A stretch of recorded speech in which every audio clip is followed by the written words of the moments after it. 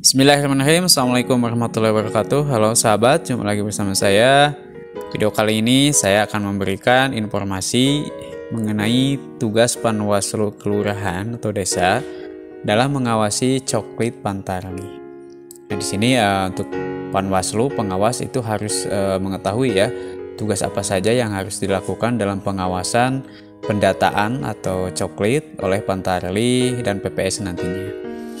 Oke, teman-teman harus memastikan ya Panwaslu Desa ini memastikan bahwa semua warga negara Indonesia yang sudah terpenuhi hak pilihnya harus masuk dalam DPT Pemilu 2024. Hal ini tentu untuk menjaga hak pilih masyarakat. Lalu apa saja sih tugasnya? Oke, teman-teman di sini untuk pertama yaitu mengawasi proses. Jadi Panwaslu Desa itu mengawasi proses 1. Pencocokan dan penelitian data, 2. Rekapitulasi daftar pemilih hasil pemutakhiran tingkat kelurahan atau desa dan penyampaiannya sampai ke PPK. Kemudian pengumuman dan tanggapan masyarakat terhadap DPS, perbaikan DPS, kemudian rekapitulasi DPS, hasil perbaikan tingkat kelurahan atau desa sampai disampaikan ke hasilnya ke PPK. Oke, selanjutnya tugasnya yaitu menyusun form pencegahan, formulir A pengawasan dan mengawasi mengisi AKP. Kemudian melaporkan hasil pengawasan kepada Panwaslu Kecamatan. Jadi nanti hasilnya direkap, kemudian dikasihkan ke Panwaslu Kecamatan. Nah, selanjutnya teman-teman, fokus pengawasan pemutakhiran data pemilih apa saja yang harus kita fokuskan? Yang pertama, kita fokus pengawasan pemutakhiran data pemilih ya. Kemudian Panwaslu Desa melihat kerawanan pencocokan penelitian atau coklit oleh Pantarli. 3. Pantarli tidak mendatangi pemilih secara langsung. Kemudian keempat, Pantarli menggunakan jasa pihak lain. Nah, ini harus diawasi ya. Yang kelima, tidak menindaklanjuti tanggapan dari masyarakat. Yang keenam ya. Yang keenam, coklit dilaksanakan tidak tepat waktu. Nah, ini harus diawasi ya.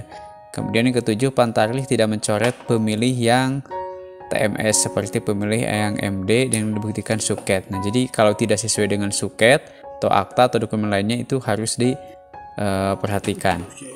Kemudian selanjutnya teman-teman, Pantarli tidak mencatat pemilih yang MS. Pantarli tidak memakai dan membawa perlengkapan pada saat coklit.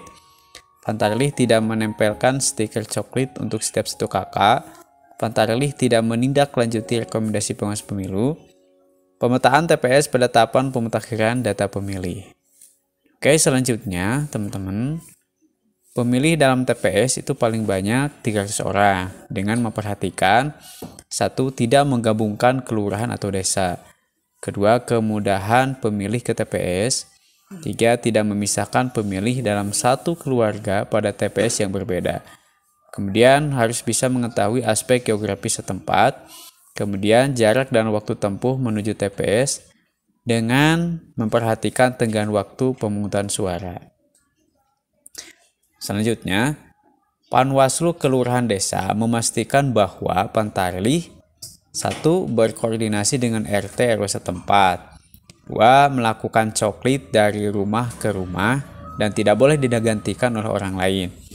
3. Mencocokkan daftar pemilih dalam form model A dengan KTP elektronik. Kemudian yang keempat, mencatat pemilih yang telah MS tapi belum terdaftar. Kemudian memperbaiki data pemilih.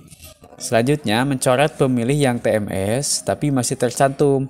Contohnya yang sudah meninggal dunia, pindah domisili, berubah status, belum genap 17 tahun, tidak ada keberadaannya, atau terganggu jiwanya. Nah, itu ya, harus sudah dicoret. Kemudian selanjutnya, mencatat keterangan pemilih berkebutuhan khusus pada kolom jenis disabilitas. Mencatat pemilih yang tidak memiliki KTP elektrik. Kemudian menandai data pemilih yang berdasarkan KTP elektrik atau KK bukan merupakan pemilih yang beralamat di TPS tempat kerja Pantarli. Kemudian Pantarli menyerahkan hasil pemutakhiran kepada PPS. Nah, disinilah pengawasan penyusunan daftar pemilih hasil pemutakhiran. Itu saja teman-teman tugas dari Panwaslu Desa dalam mengawasi kegiatan Pantarlih, terutama ketika coklit atau pencocokan dan penelitian. Semoga bermanfaat. Terima kasih. Assalamualaikum warahmatullahi wabarakatuh.